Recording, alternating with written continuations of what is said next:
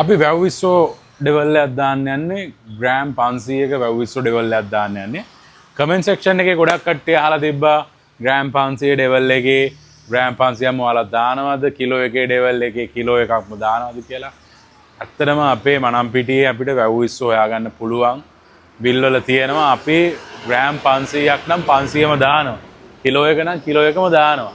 Beef වැව් මාළුවේ හැමදේම එහෙම දාන්නේ. දැන් මේ අපි මේ 500 ඩෙවල් එකක් දාන්න යන්නේ. ඔයාලට මේ කිරලම හදන්න යන්නේ අපි. මේ වැව්විස්සෝ අපි දානවා. මේ වැව්විස්සන් 500ක් අපි මේ වෙලාවේ දානවා. 500ක් තියෙනවා. අපි මේක තමයි හදලා දෙන්නේ. ග්‍රෑම් 500ක්ම අපි හදනවා.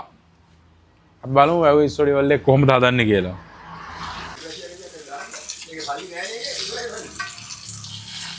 So 500 ලොකු ප්‍රමාණයක් ඔලුවෙම ගැලවෙනවා. මේ වැව්විස්සන්ගේ ටිකක් අපද්‍රව්‍ය ටිකක් වැඩි. මේ අපි ගලවපු වැව්විස්සෝ ටික තැම්බෙන්න දාලා තියෙනවා මේ ගලවපු ඔලු ටික. තඹගත්ත වැව්විස්සක දැන් අපි බදිනවා. තඹගත්ත වැව්විස්සක දැන් බැදලා ගමන් තියෙන්නේ. මේ තියෙන්නේ බැදගත්ත වැව්විස්සෝ ටික.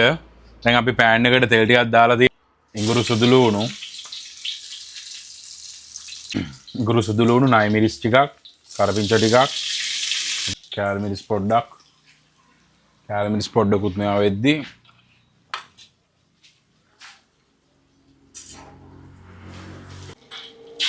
ඔක්කොක් දානවා. දැන් අපි දාගන්නවා වැව්විස්සෝ ටික. වැව්විස්සෝ ටිකක් දැම්මා.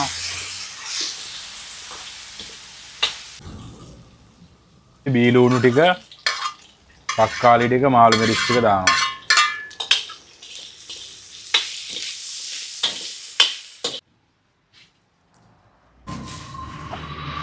දැන් අපි පාස් ගන්න යන්නේ.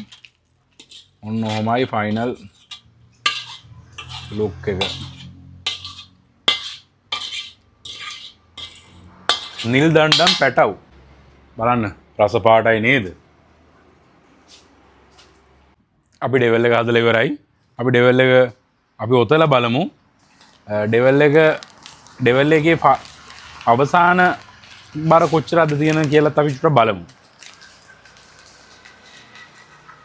බලන්න.